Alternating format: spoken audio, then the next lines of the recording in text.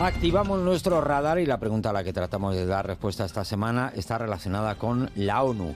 Después de haber celebrado este mes de septiembre el 80 aniversario de su Asamblea General, hay voces que ponen en cuestión su estructura y su funcionamiento en el contexto internacional y bélico actual. Sí, pues aprovechando esta celebración han surgido esas voces que aseguran que Naciones Unidas sufre una crisis profunda que afecta a su economía, a su solvencia a la hora de resolver conflictos bélicos y un bloqueo político por las discrepancias entre los miembros de su Consejo de Seguridad. Recordemos, Estados Unidos, Reino Unido, Francia, Rusia y China. Pero sobre todo, desde que Rusia violara la integridad territorial e invadiera Ucrania en febrero de 2022. Un ataque en toda regla a los preceptos básicos de la Carta de Constitución de Naciones Unidas y a las leyes del derecho internacional. ¿Es admisible en este contexto que un miembro permanente como Rusia, especialmente responsable de velar por la paz, agreda a un país soberano en pleno siglo XXI con la intención de someterlo? Oigamos lo que dice José María Penedo, catedrático de Política Internacional de la Universidad Europea de Madrid.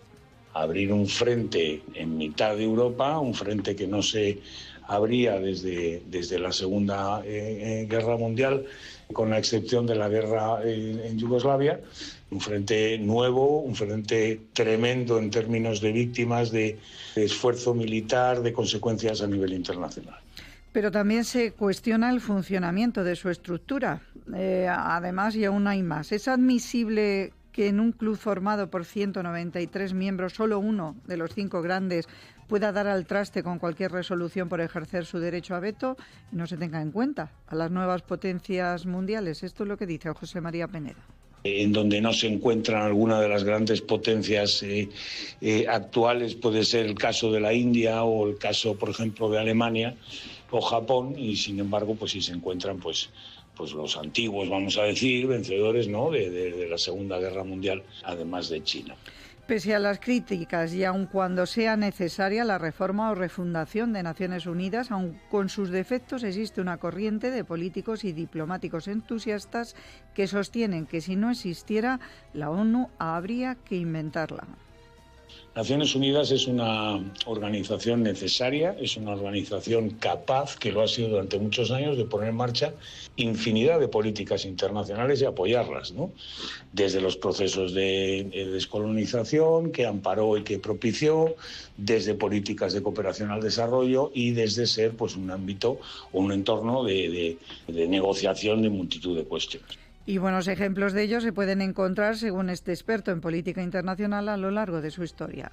En el momento final de la Segunda Guerra Mundial y en el proceso de descolonización tiene una gran importancia. Durante la Guerra Fría se ve muy bloqueada en cuestiones políticas por el Consejo de Seguridad y el derecho a veto, y sin embargo en los años 90 recupera una gran fuerza, por ejemplo, con todas las misiones de intervención humanitaria, porque precisamente había pues un clima político distinto, mucho más multilateral y mucho más dirigido por una sola potencia, que era Estados Unidos. Y en este 80 cumpleaños, ¿qué horizonte le espera a este organismo tan longevo? La ONU tiene ante sí el reto de reflexionar sobre su funcionamiento y sus contrapesos de poder, sobre todo teniendo en cuenta que los Estados miembros tienen visiones diferentes.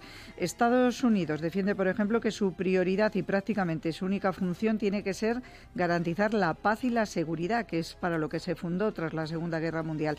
Otros países, en cambio, creen que hay retos por abordar de forma urgente, como el cambio climático o la inteligencia artificial. Bueno, si hablamos de Estados Unidos, las recientes declaraciones de Trump en esta Asamblea General suscitaron ciertas dudas acerca de la continuidad de su administración en Naciones Unidas. Nada raro si tenemos en cuenta que ya durante su primer mandato Donald Trump decidió abandonar otros organismos como la UNESCO o la OMS, la Organización Mundial de la Salud. Pero no, Trump ha decidido finalmente apostar por este organismo, pese a que su política ha sido hasta ahora ningunear económica y políticamente a la institución internacional. Eso sí, la prioridad de la administración republicana es revisar su participación en ella para adaptarla ¿a qué? Algo que seguro no suena, ¿verdad? El American First. Sí, yo creo que se puede interpretar como que Donald Trump lo que va a pretender es que América sea first también en las Naciones Unidas. Esa es la política de Donald Trump, es reforzar a Estados Unidos para competir con el resto de potencias.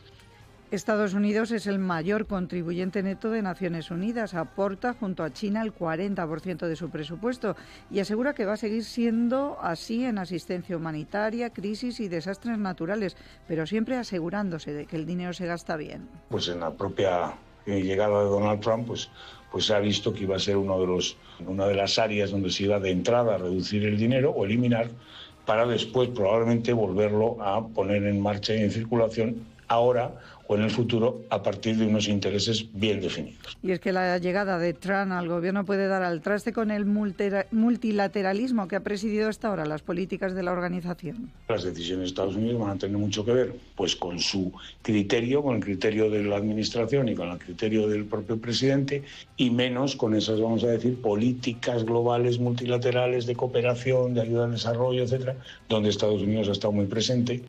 En definitiva, muchas voces sostienen que el mayor éxito de Naciones Unidas ha sido impedir hasta ahora una tercera guerra mundial y tener la capacidad de seguir siendo un lugar donde las grandes potencias se sientan a la mesa y discuten sus diferencias.